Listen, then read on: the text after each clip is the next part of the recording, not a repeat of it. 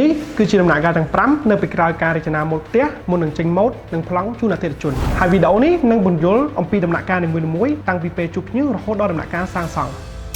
ខ្ញុំវិសាជាស្ថាបត្យករនៅក្នុងក្រុមហ៊ុន True Home ជាទូទៅមុននឹងយើងចាប់ផ្ដើមយើងត្រូវដឹងអំពីព័ត៌មាននិងតម្រូវការរបស់អតិថិជនឲ្យបានច្បាស់គម្រោងរបស់គាត់ជាប្រភេទផ្ទះវីឡាបូរីខុនដូឬអគារពាណិជ្ជកម្មដើម្បីពេលយើងជ្រើសរើសម៉ូដមកគូគឺវាស័ក្តិសមសម្រាប់គម្រោងរបស់ភ្ញៀវចង់ដឹងអត់ថាប្រាំជំហានហ្នឹងមានអ្វីខ្លះតោះទៅមើលល្បិចជាមួយខ្ញុំទាំងអស់គ្នាដំណាក់កាលដំបូងគឺជាការជួបជាមួយអតិថិជនសួរពីប្រភេទសំណង់ដែលគាត់ចង់សាងសង់និងតម្រូវការអ្វីខ្លះក្នុងសំណង់ទាំងនោះរួមជាមួយនឹងកញ្ចប់ថវិកាដែលគាត់មាន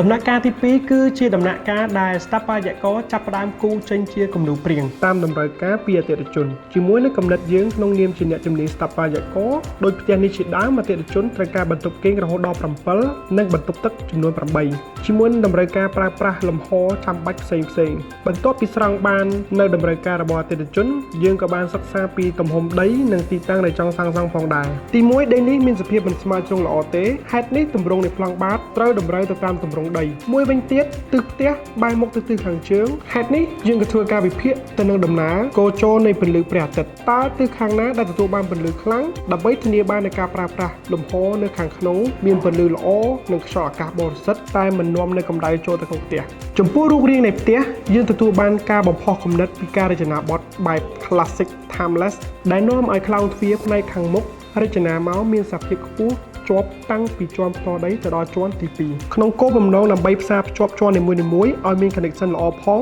និងនាំឲ្យពេលដើរចូលនៅផ្នែកខាងក្នុងខ្លោងទ្វារខ្ពស់មានអារម្មណ៍ថាផ្ទះនេះមានអំណាចហើយដើម្បីកុំឲ្យលហលហែវនិងបង្កើនសម្ព័ន្ធភាពនៃផ្ទះយើងបន្ថែមជាការដាំរុក្ខជាតិនៅអមសងខាងនៃខ្លោងទ្វារចូលនៅជាន់ខាងលើក៏មានការរៀបចំវេរ៉ង់ដារួមសម្រាប់លំហែផងដែរ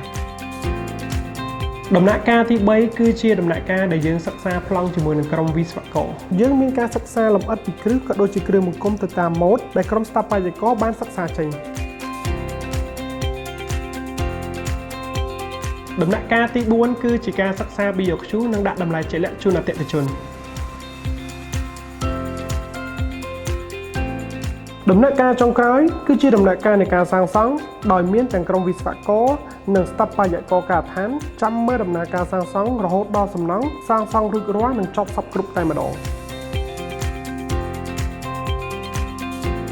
ឆ្លងកាត់ដំណាក់កាលទាំង5ខាងលើធានាបានថាអតិថិជននឹងទទួលបានលំនៅឋានត្រូវចិត្តមានសោភ័ណភាពស្អាតងាយស្រួលរស់នៅ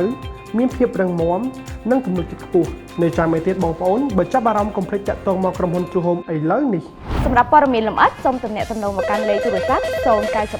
999 និង393